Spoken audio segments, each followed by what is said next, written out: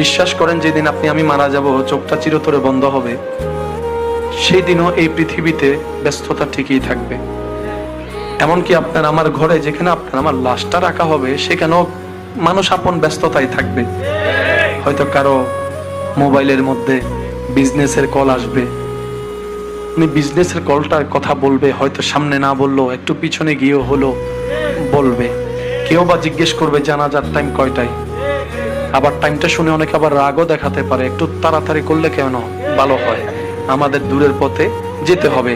অনেকে বলবে আগামীকাল সকালে আমাকে একটু মিটিং আছে কিংবা ওই জায়গায় যেতে হবে। অথচ এই মানুষটাকে দুনিয়ার চোখে শেষবারের মতো দেখার সুযোগ, আর দেখার কোনো সুযোগ নাই। আল্লাহ চাহে তো হয়তো হাসরের ময়দানে দেখা হলেও হতে পারে, এছাড়া দুনিয়াতে আর দেখার কোনো সুযোগ। মানুষটা মারা গেলে দেখবেন মানুষের ব্যস্ততাও খুব বেড়ে যায়, সবকিছুতে তাড়াহুড়া করে, কেমন জানি এটাই প্রমাণ হয়